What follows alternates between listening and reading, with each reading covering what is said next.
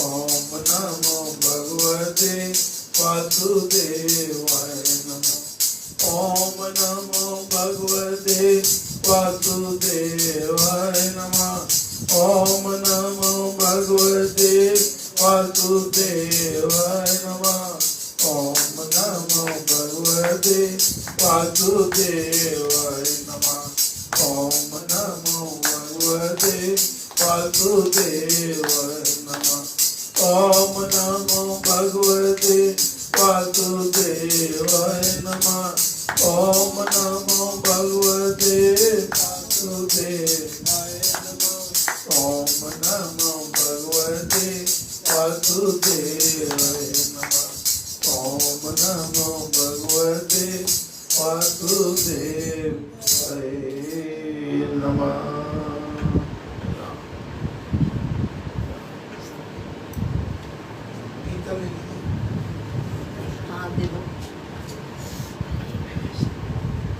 तीसरा अध्याय 133 पृष्ठ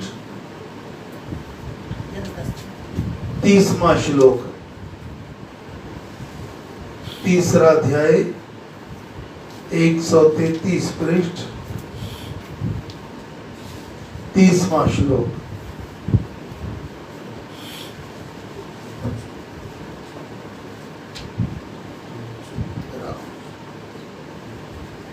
हे गुरु महाराज, आपकी अपार कृपा से, दया से, मेहर से यहाँ श्री राम नाम सेवा सदन में आज श्री गीता ज्ञान यज्ञ 5वें दिन में प्रवेश हो रहा है। ये सब आपकी अपार कृपा है, दया है, मेहर है। एक गुरु महाराज, आप अध्यक्ष पद पर विराजमान होते हैं, सारे यज्ञ का संचालन करते हैं, तभी ऐसे यज्ञ निर्विघ्न संपन्न होते हैं। एक गुरु महाराज, ऐसी कृपा दृष्टि पूरे यज्ञ के दौरान बनाई रखना। हम अबोध बालक हैं, जाने अनजाने में कोई भूल चूक हो जाए तो क्षमा करना।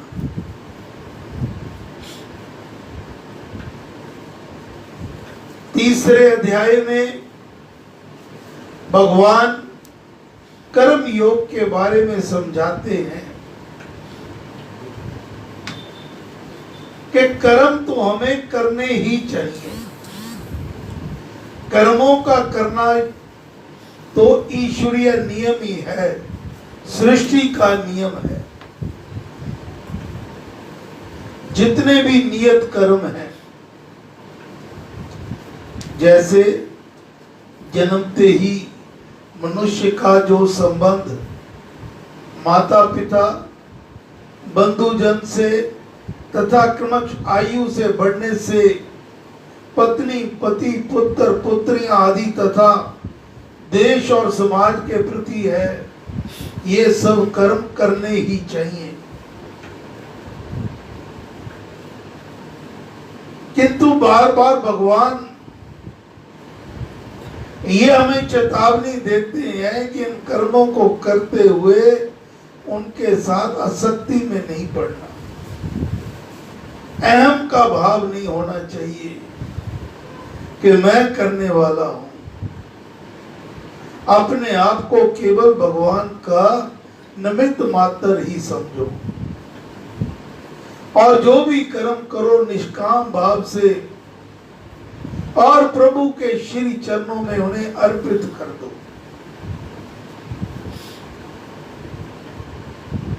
चाहे वो दान पुण्य सेवा उपकार समाज सुधार दीनहीन जन रक्षा और पालन ज्ञान ध्यान आराधन चिंतन इत्यादि जो भी सभी कर्म जो हैं, ये सभी शुभ कर्म तो यज्ञ के समान ही है।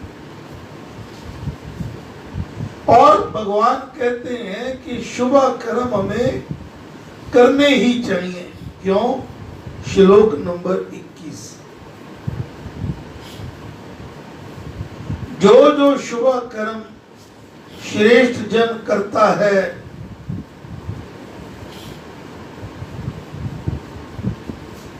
और ये जो समाज के आगू हैं, अग्रणीय लोग हैं, चाहे वो धर्म में हो, चाहे नीति में हो, राजनीति में हो, किसी भी स्थान पर जो आगे होते हैं, उनका तो ये कर्तव्य और भी बढ़ जाता है। क्यों? भगवान के वचन है, जो जो शुभ कर्म श्रेष्ठ जन करता है, वही कर्म दूसरे लोग करने लग जाते हैं। साधारण जन तो बड़े मनुष्यों का ही अनुकरण किया करते हैं। जाति और धर्म के नेताओं का जीवन लोगों के लिए उदाहरण होता है। लोग उन्हीं के पीछे चलते हैं, उनको फॉलो करते हैं। यहाँ तक कि उनके धर्म कर्म का, वेशभूषा का, भाषा का और आचार विचार के लोग अनुकरण किया करते हैं।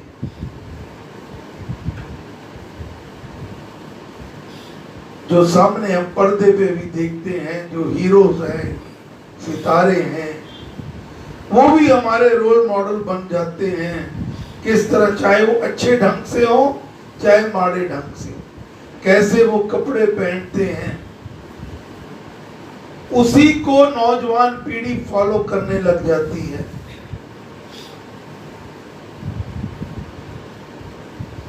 भगवान ने ही तो यहां तक कह दिया 22वें श्लोक में, 3रे अध्याय, अपना उदाहरण देते हैं, चाहे मुझे तीनों लोक में कुछ भी करने योग्य नहीं, ऐसा कुछ नहीं जो मुझे प्राप्त नहीं, फिर भी करने योग्य कर्म मैं करता ही रहता हूं।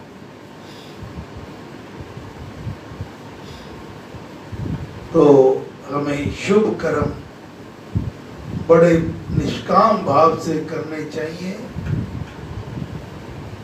अब आगे भगवान अर्जुन को कैसे समझाते हैं, बड़े प्रेम भाव से उसका श्रवण करिएगा। 30वां श्लोक, 133 पृष्ठ।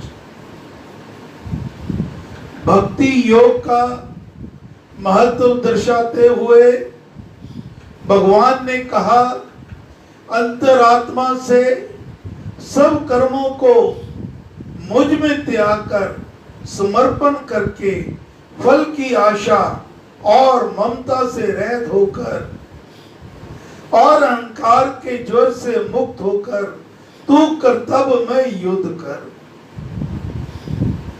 सत्य और न्याय की रक्षा करना ईश्वरीय नियम है। दूसरे प्राणी के आक्रमण से अपने प्राणों की तथा अधिकारों की रक्षा करना नैसर्गिक सिद्धांत है। इस भाव से तू अपने सभी कर्म श्री भगवान को अर्पण करके कर। कर्तापन के अहंकार को तू छोड़ दे।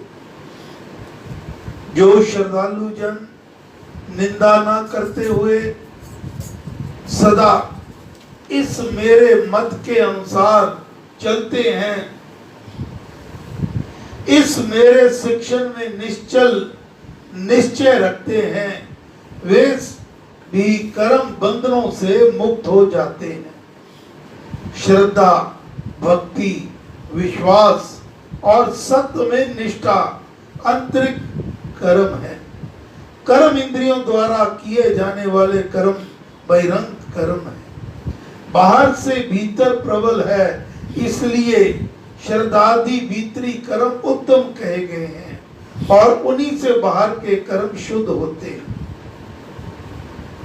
कर्म योग की निंदा ना करके जो जन श्री भगवान के कथन अनुसार कर्म करता है, वह कर्म फल से मुक्ति लाभ कर लेता है। और जो जन मेरे इस मत की निंदा करते हुए इसके अनुसार नहीं चलते, उनको सब ज्ञानों में अति मूढ़, बुद्धिहीन और नष्ट हो गए ही तू जान। कर्म की निंदा करने वाले आलसी, निर्दमी, निराशवादियों का नाश ही तू समझ। उनको जान कि वे ज्ञान की तो बातें बनाते हैं, परंतु हैं सर्व ज्ञान में अति मूढ़। कर्म का करना सृष्टि नियम है। अपनी रक्षा करना प्राणी मात्र में स्वभाव से पाया जाता है। कुछ ना क्रिया करते रहना, कुछ ना कुछ क्रिया करते रहना ज्ञानी अज्ञानी सब में समान रूप से स्वभाव से है। यही प्रकृति है, स्वभाव है। भेद केवल इतना है कि ज्ञानी की प्रकृति सत्वगुणी होती है, उसके कर्म शुभ होते हैं। इस पर महाराज ने कहा, ज्ञानवान मनुष्य भी अपनी सात्विकी प्रकृति के अनुसार चेष्टा करता है, उससे भी अपनी स्वभाव की क्रिया रोक के नहीं रोकी जा सकती। सब प्राणी अपनी प्रकृति को प्राप्त होते हैं, अपने स्वभाव के अनुसार चलते हैं। उसमें कोई निग्रह क्या करेगा? कोई हट से कर्म करना कैसे रोक सकेगा? इंद्रियों और इंद्रियों के विषय में राग द्वेष रहते हैं। विवेकी को चाहिए कि उनके वश में ना पड़े, क्योंकि वे इसके शत्रु हैं। किसी के लिए भी स्वभाव सिद्ध क्रिया का त्याग देना असंभव है। इसलिए करना यही चाहिए कि बाहरी वस्तुओं को देखने, सुनने आदि से उनमें जो राग गाढ़ प्रीति हो जाती है और जो द्वेष भाव बढ़ जाता है, मनुष्य उनके अधीन ना हो, उनको दमन कर रखे। क्योंकि ये राग द्वेष कर्म योगी के बड़े बैरी हैं, उसको सन्मार्ग से भ्रष्ट करने वाले हैं। कर्मों में, कर्तव्यों में कैसी भावना हो, इस पर महाराज ने कहा, अपना धर्म कर्तव्य कर्म गुणहीन भी हो तो भी दूसरे के भली प्रकार पालन किए हुए कर्तव्य से अधिक कल्याणकारी है। अपने साधारण कर्तव्य में मर जाना उत्तम है और अपने कर्तव्य को तुच्छ जानकर पर धर्म संन्यास आदि कर्तव्यों को धारण करना भयकारी है। चारों वर्णों के कर्म मनुष्य समाज में सर्वत्र स्वाभाविक रीति से पाए जाते हैं। ये चारों जातीय कर्म हैं, जिनमें से कोई ना कोई कर्म अपनी योग्यता के अनुसार प्रत्येक मनुष्य को करना ही चाहिए। इन जातीय कर्तव्यों में ऊंच नीच की भावना रखना भारी भूल है। पाप दोष को मानना बड़ा भ्रम है और इनको त्याग देना एक निरी अविवेकता है। धर्म शब्द का बड़ा विस्तार है, इसमें पारिवारिक, व्यवहारिक, परमार्थिक सभी कर्तव्य समाये हुए हैं। इसके अनंतर अर्जुन ने पूछा, हे वृष्णिवंश, पाप करना ना चाहते हुए भी मानव बल से लगाया हुआ ये मनुष्य किससे प्रेरित किया हुआ पाप को करता है? अब प्रश्न कर दिया अर्जुन ने भगवान से कि भगवान, मनुष्य चाहता नहीं कि वह पाप करे, कोई भी नहीं चाहता। सभी चाहते हैं शुभ कर्म करें, पाप पुण्य कर्म करें, किंतु फिर भी वह किससे प्रेरित किया हुआ पाप को करता है? क्यों ना चाहे हुए भी उससे पाप कर्म हो जाता है? अब ये प्रश्न किया है भगवान से। अब भगवान इसका उत्तर दे रहे हैं।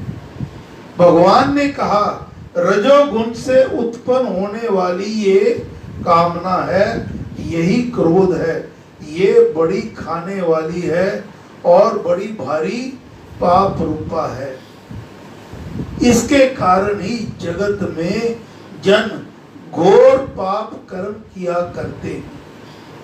इस लोक में तू इस कामना को वैरी जान।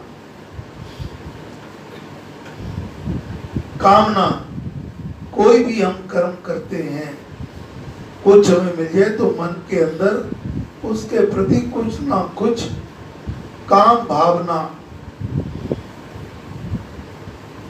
कामना जागृत हो जाती है। और ये महाराज ने कहा है ये बड़ी भारी पाप रूपा है, और इसके कारण ही जगत में जन घोर पाप कर्म किया करते हैं, घोर से घोर पाप। अब कैसे? पदार्थों की प्राप्ति की अधिक इच्छा ही काम है। दिक्कत ये आती है कि मन को संतुष्टि नहीं होती, संतोष नहीं होता, सबर नहीं होता। अगर हम आज 10,000 रुपया महीना कमा रहे हैं तो हमारी सोच उस तरह की है, और कल को प्रभु कृपा से 50,000 रुपया महीना आ जाए, या 1 लाख रुपया महीना कमाने लग जाए, या 2 करोड़ कमाने लग जाए, तो हमारी जो कामना अंदर की प्रबल इच्छा है वो उससे कहीं तेजी से आगे बढ़ती है। पदार्थों की प्राप्ति की अधिक इच्छा कि और मिले और मिले और मिले, इसी को काम कहते हैं। इसी से क्रोध आदि सब पाप उत्पन्न होते हैं। जब हमारी इच्छा पूरी नहीं होती तो फिर हमें क्रोध आने लगता है कि ये क्यों नहीं हुआ। ये तृष्णा सदा अतृप्त रहती है, यही बड़ा शत्रु है। और ये तृष्णा कभी भी किसी की पूरी नहीं हुई। जिस प्रकार धुएं से अग्नि ढकी जाती है, मल से दर्पण और झिल्ली से गर्भ ढका जाता है, उसी प्रकार कामना ने मनुष्य का ये ज्ञान आच्छादित कर रखा है, ज्ञान को ढक रखा है। हे कुंती पुत्र, ज्ञानियों के सदा के शत्रु, दुष्कर्ता से पूर्ण तृप्त होने वाली इस काम रूप आग ने आत्मा के ज्ञान को आवरण कर रखा है। संसार के ये शब्द जो हैं, हम तो सोचते हैं कि ये मिल जाए मुझे ये अच्छा हो जाएगा, ये मिल जाए अच्छा हो जाएगा। भगवान ने ये जो आगे शब्द इस्तेमाल करे हैं, संसार के सब सुख भोगों की सामग्री के ईंधन भी यदि कामना की आग में डाल दिए जाए तो भी इसका तृप्त हो जाना कठिन है। दुनिया भर की सुखों की सामग्री इसमें डाल दो, तब भी भगवान कह रहे हैं इसका तृप्त हो जाना कठिन है। कबीर साहब की वाणी स्मरण आ रही है, मन मुआ ना माया मुड़ी, मर मर गए शरीर, आशा तृष्णा ना मिटी, कह गए भक्त कबीर। ये आशा तृष्णा कभी नहीं मिटती। समय की पाबंदी है, नहीं तो इसी के ऊपर अच्छी विस्तार से चर्चा हो सकती है। कैसे हम गृहस्थियों में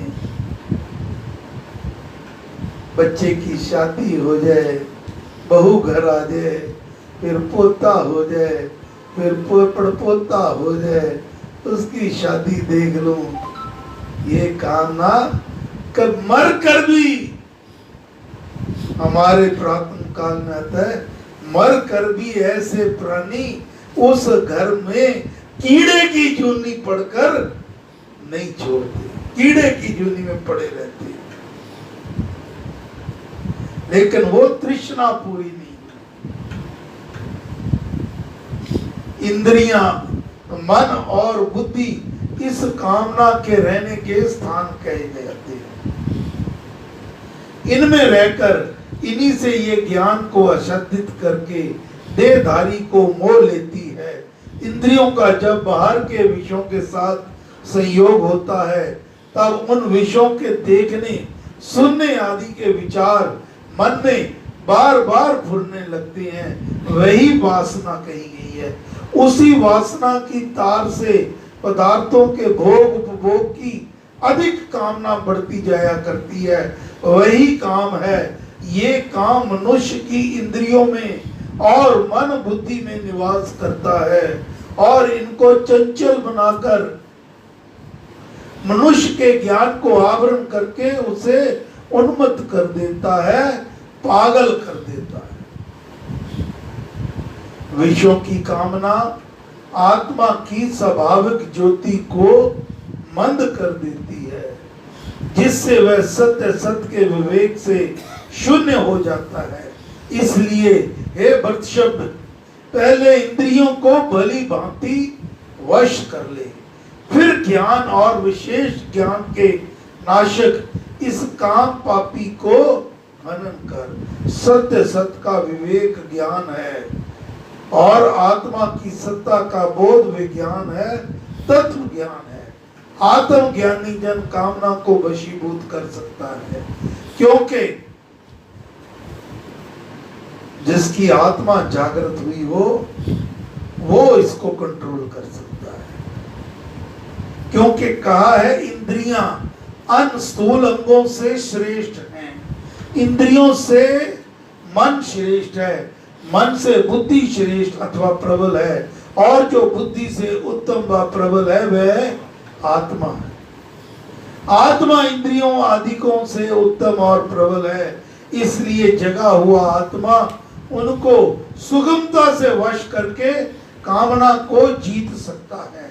इस प्रकार हे वीर, अपने आत्मा को निज चेतन स्वरूप को बुद्धि से भी उत्तम और प्रबल समझ कर अपने आत्मा से आत्मा को थाम करके कठिनता से जीते जाने वाले काम रूप शत्रु को तू हनन कर दे। तू अपने चैतन्य भाव से इसका नाश कर दे। ओम तत्सत। इस प्रकार श्रीमद् भगवद गीता रूप उपनिषद ब्रह्म विद्या तंत्र योग शास्त्र में श्री कृष्ण अर्जुन संवाद का कर्म योग नामक तीसरा अध्याय समाप्त हुआ।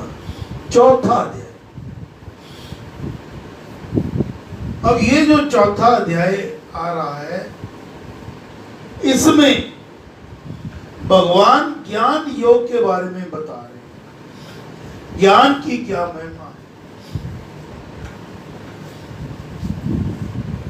ये आत्म ज्ञान सत्य ज्ञान हमें कहां से मिलेगा, कैसे मिलेगा, और ज्ञान प्राप्त करने पे हमें क्या क्या लाभ होंगे।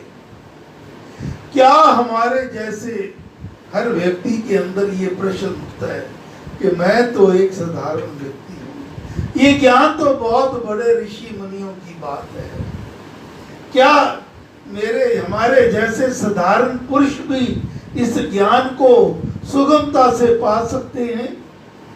कहीं ऐसा तो नहीं ये ज्ञान तो केवल ऋषि मुनि संतों महात्माओं के पास ही होता है, वही इसके अधिकारी होते हैं?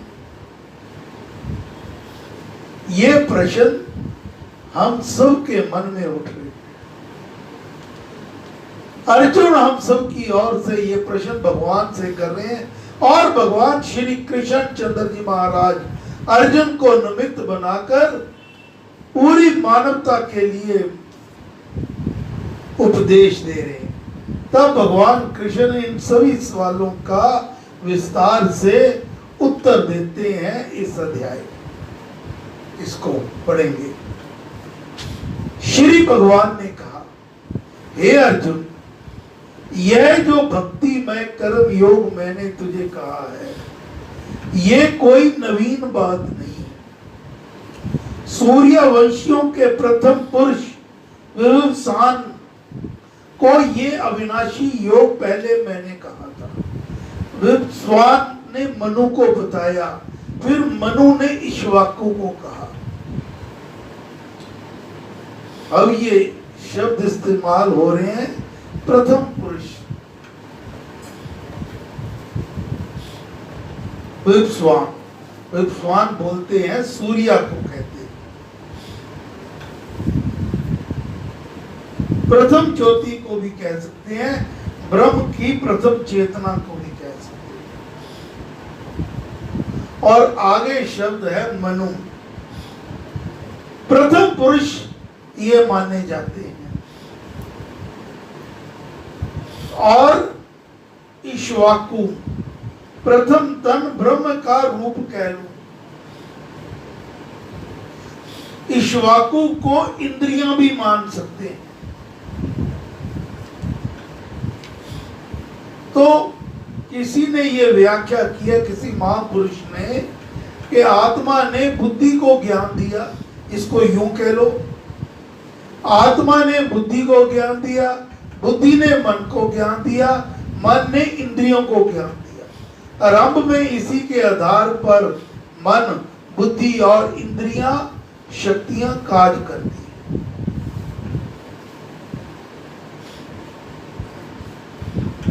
तो आगे महाराज फरमा रहे हैं, इस प्रकार परंपरा से अनादिकाल से चला जा रहा है। प्रायः इसको राज ऋषि जन जानते थे। क्षत्रिय ऋषियों में कर्म समर्पण का योग पहले पाया जाता था। हे परंतु, यह योग दीर्घ काल के बीतने पर काल के बड़े हेर फेर से नष्ट हो गया था। वही यह पुरातन कर्म योग मैंने आज तुझे कहा है। तू मेरा भक्त है और सखा है। निश्चय से ये योग एक उत्तम रहस्य है। उत्तम रहस्य की बात भक्त और स्नेही मित्र को ही बतानी है।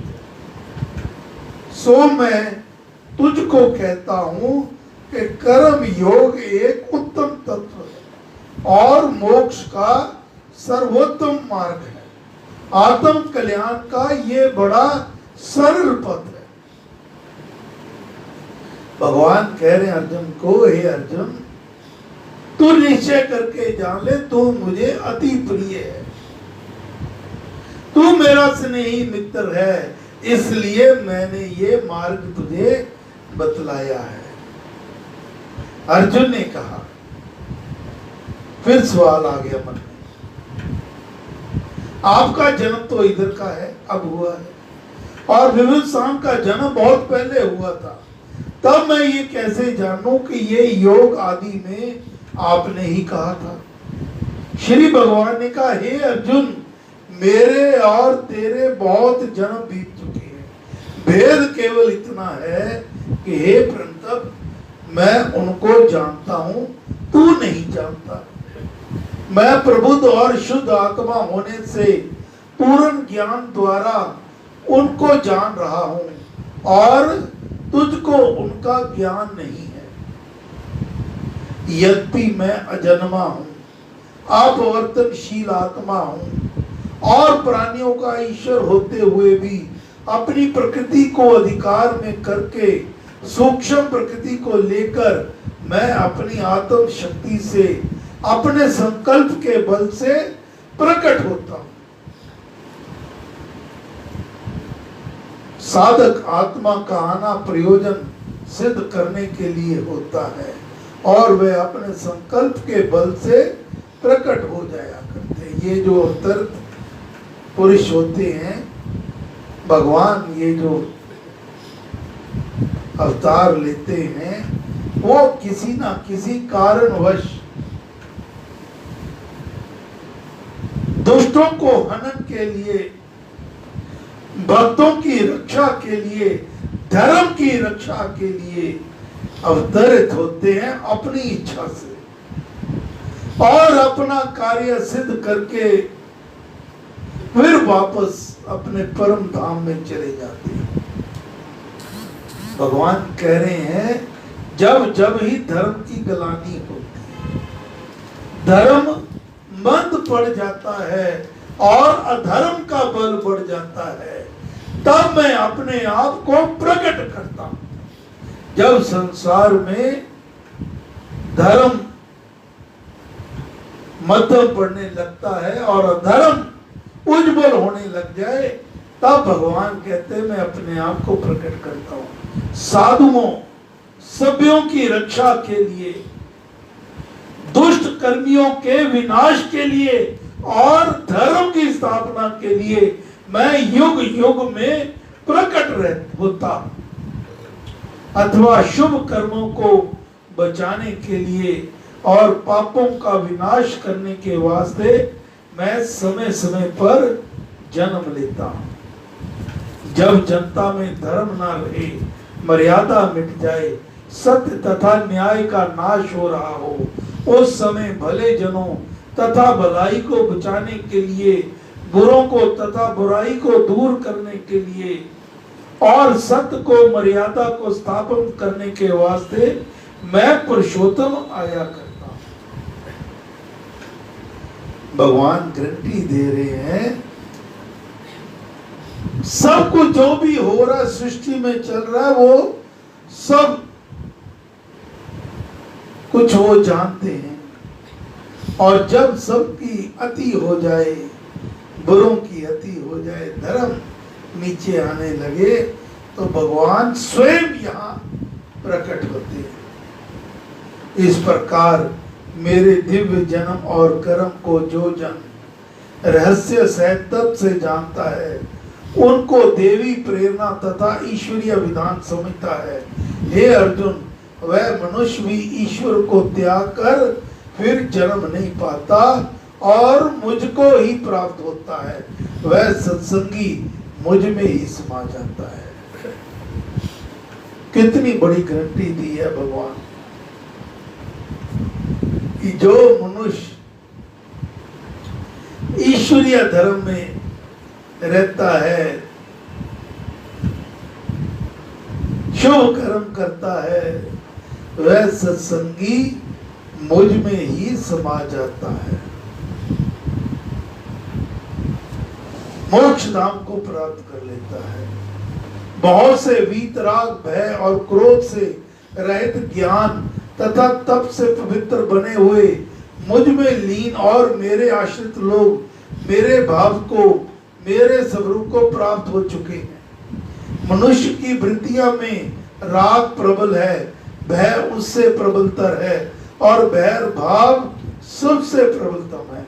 ये तीनों दोष कर्म योग और भक्ति योग, भक्ति भाव के बड़े भारी विरोधी हैं। इनको छोड़ने पर ही भक्त भगवान के स्वरूप में लीनता लाभ करता है। हे अर्जुन, जो लोग जिस प्रकार जिस विधि से मुझको प्राप्त होते हैं, मेरे पास होते हैं, उनको उसी प्रकार मैं ग्रहण कर लेता हूँ, क्योंकि सर्व प्रकार से मनुष्य मेरे ही बताए हुए मार्ग पर अनुसरण करते हैं। ज्ञान, तप, कर्म और भक्ति आदि मार्ग सब मेरे बताए हुए हैं, परंतु सब मार्गों का एक ही लक्ष्य परमात्मा के परम पद की प्राप्ति होना चाहिए।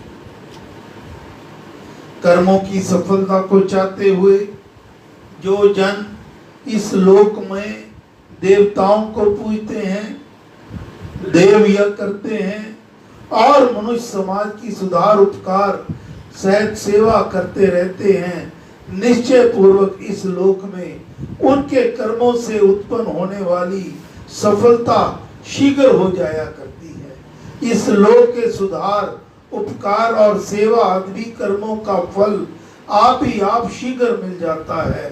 तो फिर भगवत भक्त कर्म योगी अपने कर्मों के फलों की प्राप्ति को कर्म उद्देश्य क्यों बनाए? हे अर्जुन, गुण कर्म के विभाग से भेद से चतुर्वन का धर्म मैंने ही रचा है। उसके मुझ कर्ता को भी तू अकर्ता अविनाशी जान। चारों वर्णों के विद्या, शूरवीरता, चतुरता और कार्य कुशलता आदि गुण हैं। इन उपार्जित गुणों को क्रियात्मक रूप देना कर्म है। ये स्वाभाविक कर्म में धर्म का कर्ता अविनाशी भगवान ही है।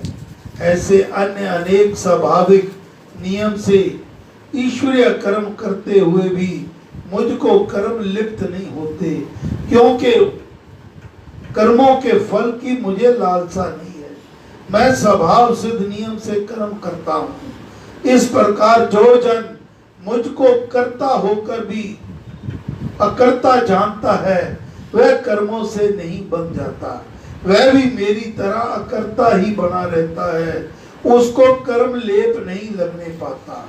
निष्काम कर्म के रहस्य को इस प्रकार जानकर पूर्व काल के मोक्ष चाहने वालों ने भी कर्म किया था, कर्म धर्म को धारण किया था। इसलिए पूर्वजों ने जो बहुत पहले किया था, वह कर्म तो भी कर। इस लोक के धन और यश आदि फलों के लिए कर्म करना और परलोक के स्वर्ग संबंधी भोगों के उद्देश्यों से कर्म करना कामना सहित सकाम कर्म है। दोनों लोकों के फलों की कामना मन में ना रखकर कर्म को करना निष्काम कर्म है। ऐसा ही कर्म हे अर्जुन तू कर, अर्थात निष्काम भाव से कर्म कर, युद्ध कर। कर्म क्या है, अकर्म ज्ञान व संन्यास क्या है, इस विषय में विद्वान भी मोह चक्कर में पड़े हुए हैं। इस कारण मैं तुझको कर्म बताऊंगा, जिसको जानकर तू अशुभ कर्म से मुक्त हो जाएगा। विचार विवेकवान मनुष्य को करने योग्य कर्म को भी अवश्य जानना चाहिए और निषिद्ध कर्म को भी जानना चाहिए और अकर्म को भी जानना चाहिए। कर्म की गति गहरी है, कर्म का ज्ञान अति गूढ़ है। जो जन कर्म में अकर्म देखे निष्काम रहे और जो अकर्म में ज्ञान त्याग में कर्म अवलोकन करे, वह जन मनुष्यों में बुद्धिमान है, वह कर्म योग युक्त है और संपूर्ण कर्मों को करने वाला है। जो जन कर्तव्यों को करता हुआ अहंकार रहित हो निष्काम भाव से कर्म करता जाए, उसका कर्म अकर्म है, ज्ञान है तथा त्याग है। और जो जन ज्ञान और त्याग में रहता हुआ भी यह समझे कि कर्तव्य कर्म को करना स्वाभाविक ईश्वरीय नियम है, उसका ज्ञान भी कर्म है। ऐसा निष्काम कर्म करता ही उत्तम गुणी मनुष्य है, वही ज्ञान कर्म के सच्चे सार को समझता है। जिसके सर्व आरंभ कर्म करने के प्रयत्न कामना के संकल्प से रहित है, फल की इच्छा से वर्जित है, उस निष्काम भाव रूप ज्ञान की अग्नि में कर्म दग्ध कर देने वाले को विद्वान लोग पंडित कहा करते हैं। निष्काम भाव से सभी कर्म करना ज्ञान तथा त्याग ही है। ऐसे ज्ञान की आग से जिसके सब कर्मों के संस्कार भस्म हो गए हैं, वह निर्लेप मनुष्य ज्ञानी कहा जाता है। जो जन कर्मों के फलों की कामना को त्याग कर निष्काम भाव में सदा तृप्त है और जो इस लोक की कीर्ति आदि के आश्रय से और स्वर्गों के उपभोगों के सहारे से रहता है, वह कर्म में अच्छी तरह लगा हुआ भी कुछ भी नहीं करता, वह सदा निर्लेप बना रहता है। जो जन फल की आशा से रहते हैं, चित्त वृत्ति को वश में किए हुए है, जो सर्व संग्रह को त्याग किए हुए हैं, वह केवल शरीर संबंधी कर्म करता हुआ, केवल जन्म से प्राप्त स्वाभाविक कर्म करता हुआ पाप को प्राप्त नहीं होता। उसको अपने कर्तव्य कर्म के करने पर पाप दोष का लेप नहीं लगता। सृष्टि नियम ही शरीर के पालन पोषण और रक्षण करने आदि के कर्म हैं। उन सभी कर्मों को करना ईश्वर कृत मर्यादा है। उसमें कर्मों का कर्ता अकर्ता ही बना रहता है। जो जन सह से मिले हुए सह से जो मिले उससे संतुष्ट है, जो सुख दुख आदि दरिद्रों से पार हो गया है, जो निर्वैर है और जो सफलता में सम है, वह कर्म करके भी बंधन में नहीं फंसता। फल में आसक्ति रहित का, राग द्वेष से मुक्त का, ज्ञान में स्थिर चित्त का और यज्ञ के लिए कर्म करने वाले का सारा कर्म संस्कार सर्वथा लय हो जाता है। कर्तव्य पालन, जनहित और सेवा आदि कर्म यज्ञ है। अपना कर्तव्य का पालन करना, अपने परिवार के लिए कर्तव्य कर्म करना, जनहित के लिए सेवा आदि कर्म करना, भगवान कहते हैं ये सब यज्ञ। ऐसे सभी कर्म ब्रह्म में अर्पण है, बलि भी ब्रह्म में है, ब्रह्म अग्नि में ब्रह्म में स्थित द्वारा हवन हुआ है। उस ब्रह्म में कर्मों की समाधि से ब्रह्म ही प्राप्त किया जाता है। ब्रह्म में सब कर्मों का समाधान, शांत तथा समर्पण करना ब्रह्म कर्म समाधि है। कर्तव्य कर्मों का करना ब्रह्म की विधि का विधान है, ईश्वर नियम है। ऐसा समझकर कर्म करना ब्रह्म समाधि में ही किया गया कर्म है। उससे कर्म योगी को ब्रह्म धाम का लाभ ही होता है। दूसरे योगी जन देव यज्ञ अग्निहोत्री को ही आराधते हैं। अन्य उपासक लोग ब्रह्म रूप अग्नि में, अध्यात्म ज्योति में यज्ञ से ही यज्ञ को होमते हैं। अंतर्मुख होकर आत्मा से ही परमात्मा की उपासना करते हैं। अपनी वृत्तियों को बलि बना ब्रह्म वेदी पर चढ़ाते हैं। अन्य प्रकार के योगी जन कान आदि इंद्रियों को संयम की अग्नि में हवन करते हैं, इंद्रिया संयम का यज्ञ करते हैं। दूसरी प्रकार के याजक शब्द आदि विषयों का इंद्रियों की अग्नि में होम करते रहते हैं। वे हरि अनुरागी जन भक्ति भाव भरे सुरीले गीतों से, रस सने स्वरों से, कीर्तनों से, भजनों से तथा पवित्र पाठों से और ऐसे ही उत्तम ग्रंथों के अध्ययन से, शुभ जनों के दर्शनों से और सत्संग आदि से अपनी इंद्रियों को पवित्र बनाते रहते हैं। ये उनका इंद्रियों में उनके विषयों का हवन है, शुभ प्रवृत्ति में यज्ञ है। अन्य योगी यज्ञ इंद्रियों के सब कर्मों को और प्राणों के व्यापारों को अपने आप को संयम की अग्नि में जो सत्य ज्ञान से दीप्त हैं होमते रहते हैं। अपने आप को नियम मर्यादा में रखकर अपनी इंद्रियों के सब कर्मों से क्रियाशीलता का जीवन बिताते हैं, शुभ कर्म करते हैं और अपने सांसों के आने जाने को भी ज्ञान से प्रज्वलित कर्म योग की आग में बलिदान करते हैं। प्रशंसनीय व्रतों वाले संयम ध्यान में यत्नशील योगी जन कोई द्रव्य से, चरु आदि पदार्थों से यज्ञ करने वाले होते हैं, कोई तप यज्ञ करते हैं, कोई कर्म योग वाले हैं, कोई स्वाध्याय ज्ञान यज्ञवान है और कोई ज्ञान यज्ञ में परायण है। इसी प्रकार दूसरे योगी लोग अपान में प्राण की आहुति डालते हैं, ब्रह्म कुंभ करते हैं, अन्य प्राण में अपान का हवन करते हैं, अभ्यंतर कुंभ करते हैं। अन्य प्रकार के अभ्यासी जन अनेक प्रकार की वस्त्रिका आदि से प्राण और अपान की गति को रोककर प्राणायाम में पारायण होते हैं।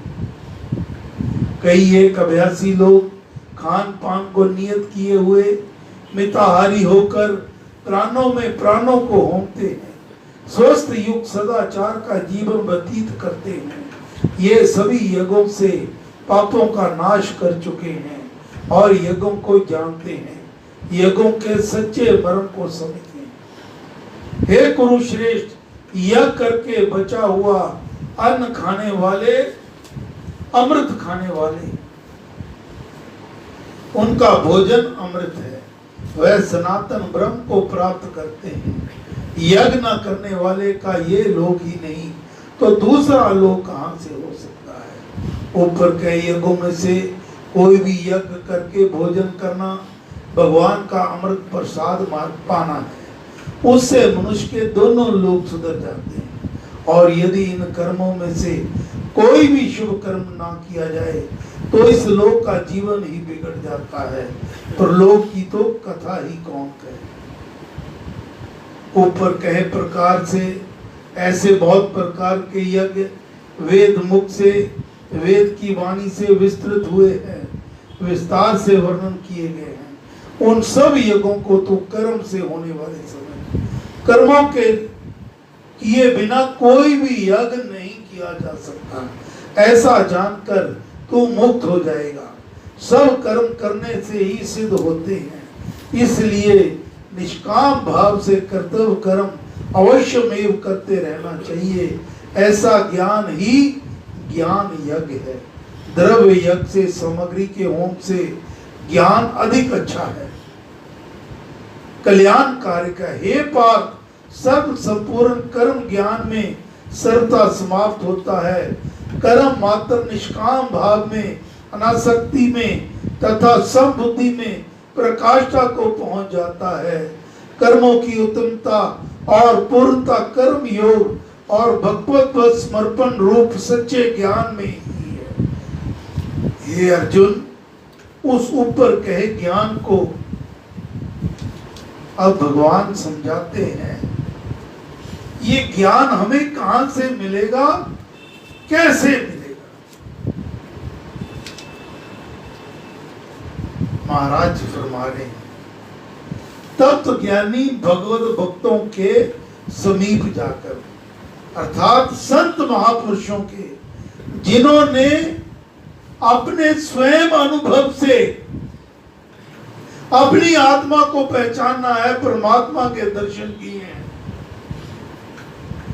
ऐसे उत्तम जनों के पास जाकर विनय से, नमस्कार से, बार बार पूछने से और सेवा से समझ, अर्थात संत महापुरुष के पास जाकर उसको विनय पूर्वक नमस्कार बार बार करके, उसकी सेवा करके और उनसे फिर विनय पूर्वक प्रार्थना करके उनसे समझो।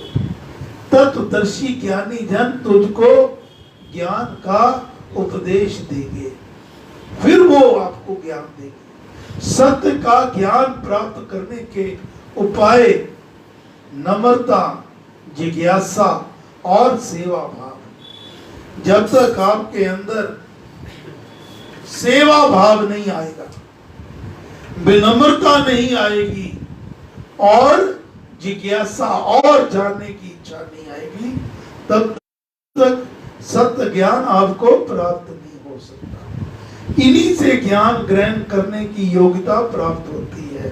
उक्त तीनों साधन जिज्ञासु की श्रद्धा के, सच्ची लगन के और ज्ञान पिपासा के परिचायक हैं। हे अर्जुन, तब ज्ञानी लोग तुझको वह ज्ञान बताएंगे जिसको जानकर तू फिर इस प्रकार मोह में नहीं पड़ेगा, और जिस ज्ञान से तू सब भूतों को अपने आत्मा में देखेगा अथवा मुझ में अपलोकन करेगा। अब और गारंटी दे रहे हैं। जो प्रश्न पहले हमने पाठ शुरू करने से पहले किया था कि क्या हम जैसे साधारण व्यक्ति भी इस आत्म ज्ञान के अधिकारी हो सकते हैं, तो भगवान ने तो यहां तक गारंटी दे रही है, यदि तू सब पापियों से भी बहुत बड़ा पापी है, घोर पाप कर्मी है, तो भी ज्ञान की नौका से ही तू पाप समुद्र को बड़ी सुगमता से तर जाएगा। हे अर्जुन, जैसे प्रचंड अग्नि लकड़ियों को भस्म कर देती है, ऐसे ही सर्व कर्मों को ज्ञान की आग भस्म कर डालती है। अमृतवाणी में श्री स्वामी जी महाराज ने भी यही गारंटी दी है। क्या कहते हैं? राम नाम ने वे भी तारे, जो थे अधर्मी अधम हत्यारे, कपटी कुटल कुकर्मी अनेक, तर गए राम नाम ले एक। इस राम नाम की स्वामी जी महाराज ने तो बहुत सरल कर दिया कि हे प्यारे तू मन से राम तो बोल, तू राम राम बोल, ये सभी योग तेरे में आ जाएंगे और तेरा बेड़ा पार हो जाएगा। महाराज और गारंटी देते हैं, अमृतवाणी का हम नित्य पाठ करते हैं। जपते राम नाम महामाला, लगता नरक द्वार पे ताला। जपते राम राम जप पाठ, जलते कर्म बंद यथा का। अरे प्यारे राम नाम का जाप करने से तो नरक द्वार पर ताला लग जाता है।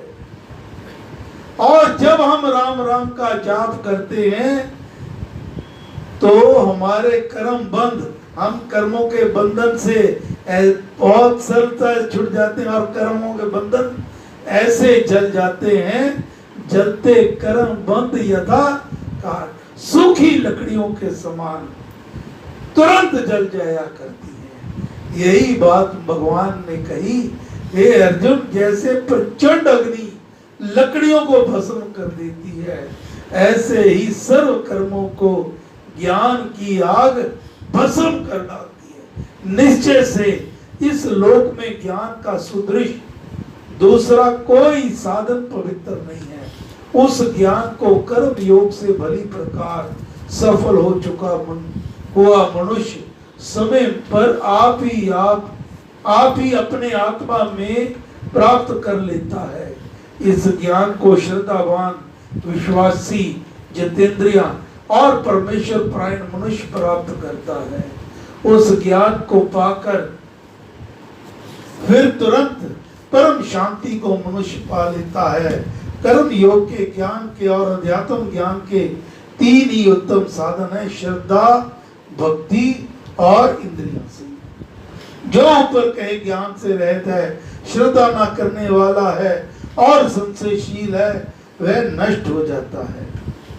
संशय युक्त का ना ये लोक है, ना परलोक है और ना ही सुख है।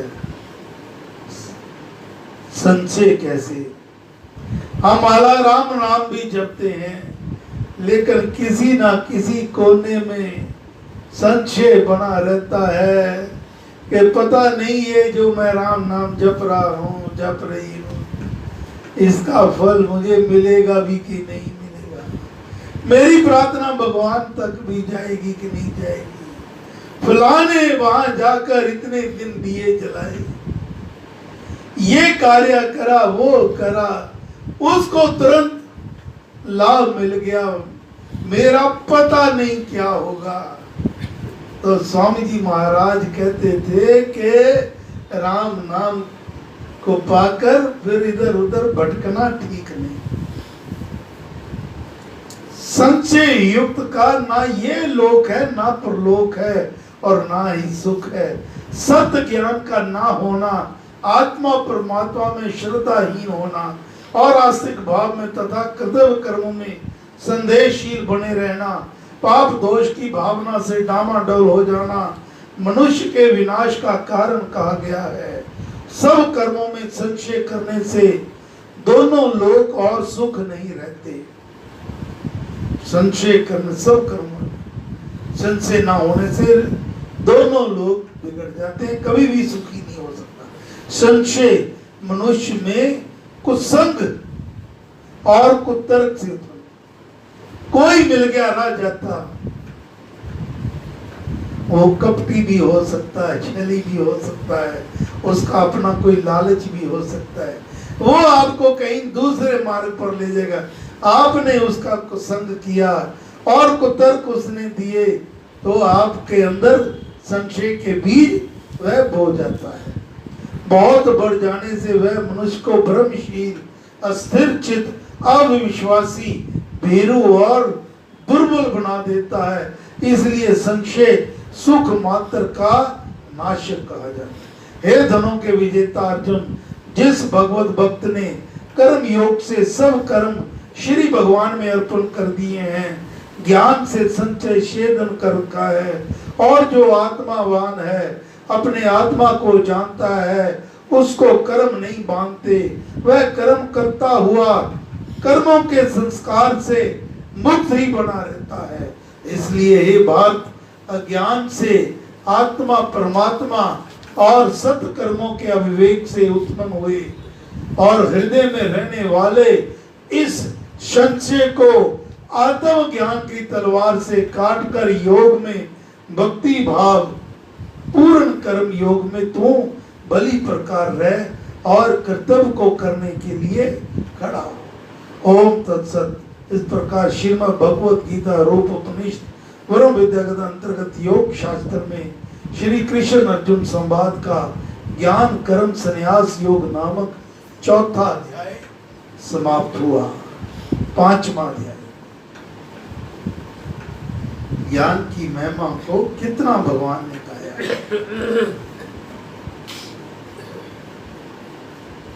मन से हमारे में जब राम निकलेगा, स्वामी जी महाराज ने तो ये लिखा है, हमें समझ नहीं आता कुछ भी।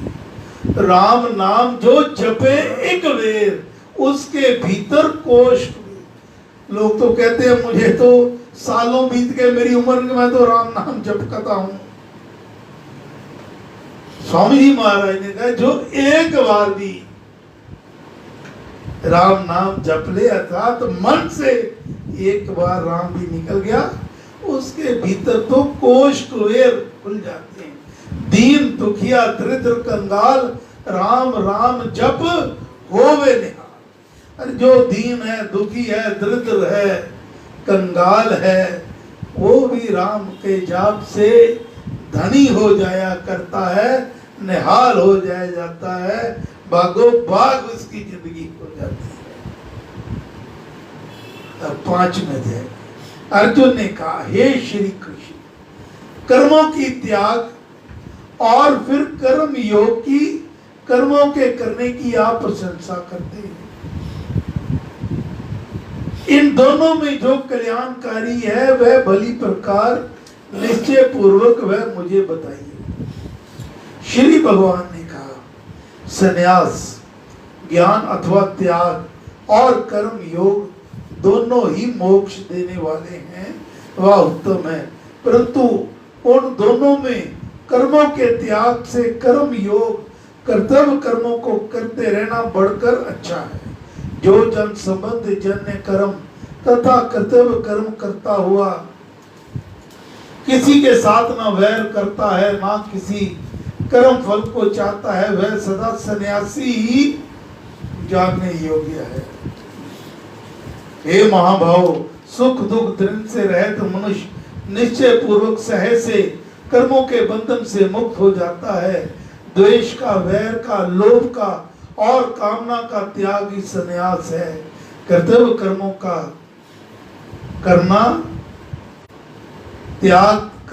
करना त्याग देना संन्यास नहीं है। केवल भगवा चोला पहन लेना आपको सन्यासी घोषित नहीं कर देता है। ये पहनकर भी अगर मन में कर्मों के फलों की भोगने की इच्छा नहीं गई तो वो सन्यास नहीं है। सन्यास तो ये है गृहस्थ जीवन में भी रहते हुए, सब कर्म करते हुए निष्काम भाव से उनके फलों की इच्छा का त्याग। सांख्य ज्ञान और कर्म योग को मूर्ख मनुष्य पृथक पृथक कहते हैं। ज्ञान और कर्म दोनों एक दूसरे से पृथक हैं, ऐसा पंडित नहीं कहते। पंडित जन इन दोनों को एक ही मानते हैं। इन दोनों में से एक में भी अच्छी प्रकार स्थिर मनुष्य दोनों के फलों को लाभ कर लेता है, क्योंकि जो मुक्ति धाम ज्ञानी लोग प्राप्त करते हैं वही परम धाम कर्म योगियों से भी प्राप्त किया जाता है। इनके अंतिम परिणाम में कोई भी भेद नहीं है। इसलिए सांख्य और योग को, ज्ञान और निष्काम कर्म को जो एक रूप देखता है वही वास्तव में सत्य को देखता है। इन दोनों को एक समझने वाला ही सच्चा ज्ञानी है।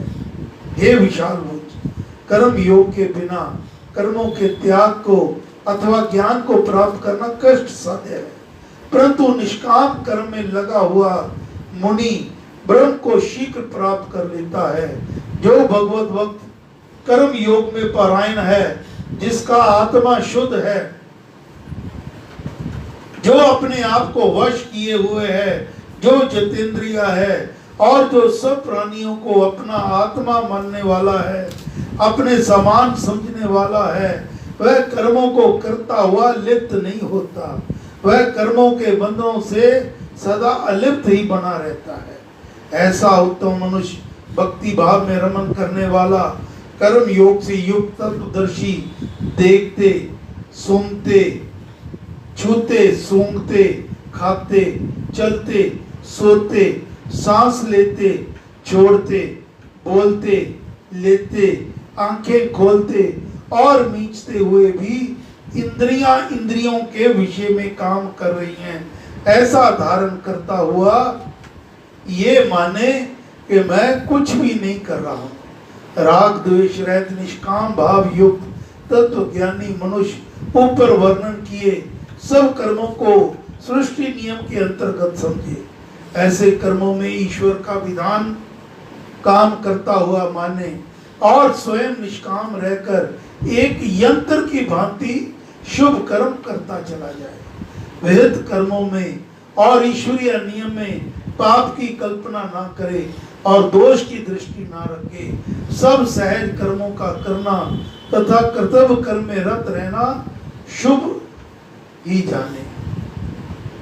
ऊपर कहे विषय को अधिक स्पष्ट करते हुए भगवान ने कहा, जो शुद्ध विचार युक्त मनुष्य कर्मों को ब्रह्म में समर्पण करके और उनके फलों की इच्छा को त्याग कर करता है, वह पाप से ऐसे निर्लेप रहता है जैसे पानी से कमल का पत्ता। जैसे कमल का पत्ता पानी में रहता हुआ कीचड़ मिट्टी से पालन पाता हुआ उन दोनों से निर्लेप रहता है और पानी से नहीं भीगता, सरोवर में चाहे कितना भी जल बढ़ता चला जाए पर वह उसके ऊपर हिलता हुआ निर्लेप ही बना रहता है। इसी प्रकार अपने सब कर्मों को श्री भगवान में समर्पण कर देने वाला निष्काम भाव युक्त मनुष्य रक्षण पालन आदि के सभी कर्म करता हुआ पाप के स्पर्श से सदा ऊपर ही रहता है। उसकी यही धारणा हुआ करती है कि स्व पर का रक्षण करना, कर्तव्य को निभाना और समाज का हित साधना सृष्टि के स्वाभाविक कर्म में है।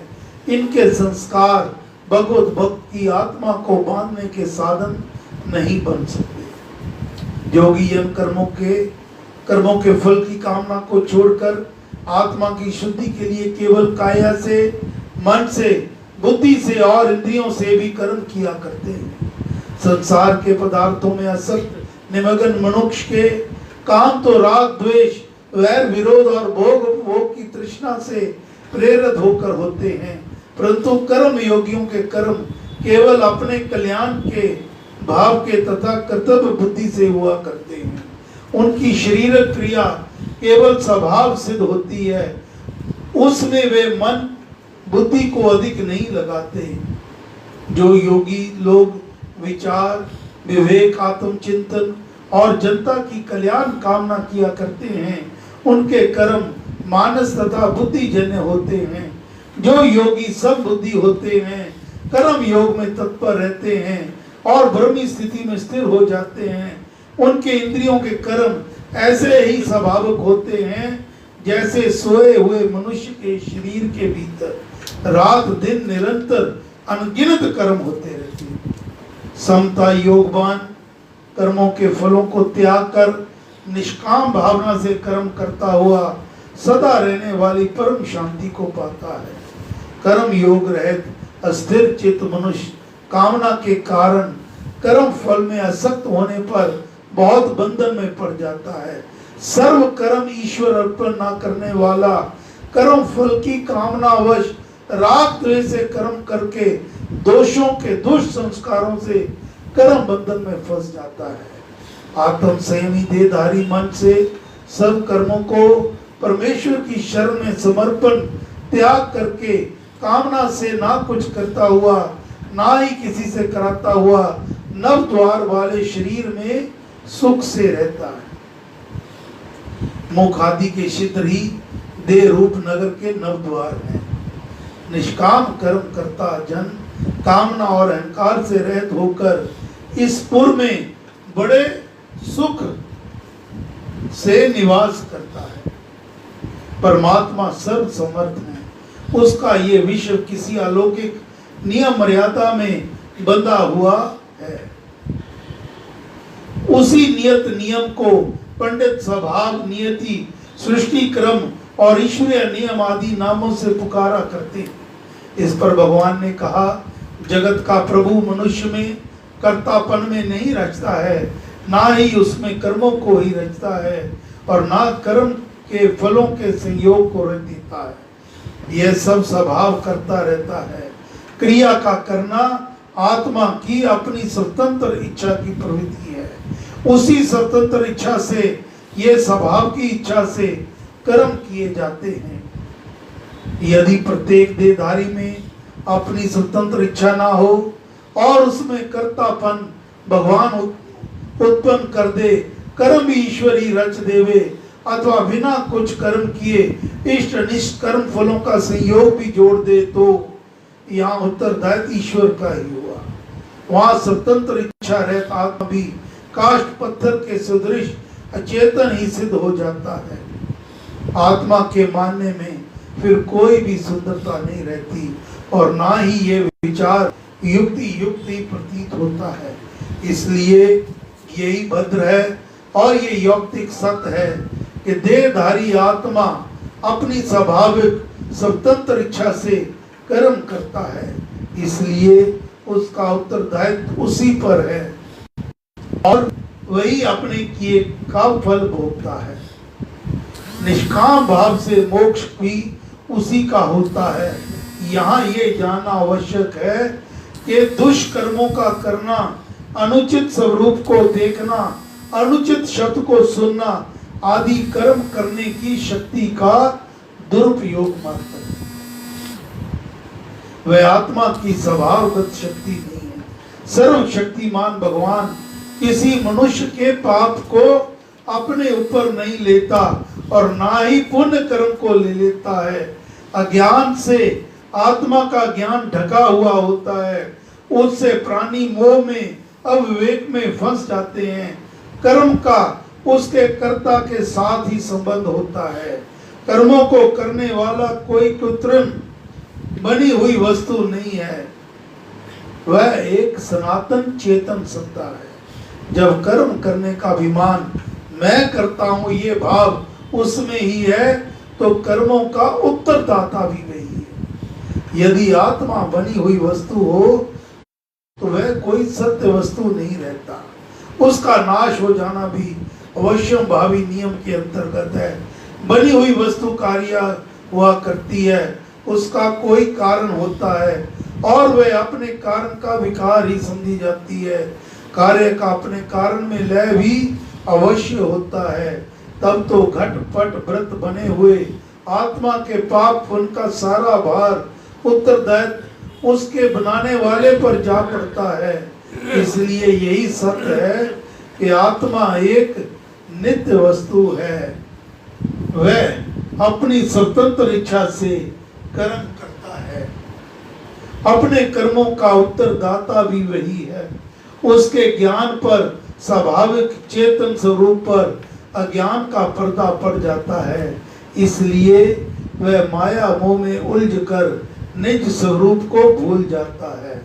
इसलिए अपने शुभ रूप कर्मों के करने का आरोप ईश्वर पर करना कोरा ज्ञान है। करना खुद नहीं, दोष भगवान को दे देना। सत्संग में खुद नहीं जाना, कहना भगवान की इच्छा नहीं थी। महाराज कहते हैं इसलिए अपने शुभ अशुभ कर्मों के करने का आरोप ईश्वर पर करना कोरा अज्ञान है। ओम नमो भगवते वासुदेवाय नमः। ओम नमो भगवते वासुदेवाय नमः। ओम नमो भगवते वासुदेवाय नमः।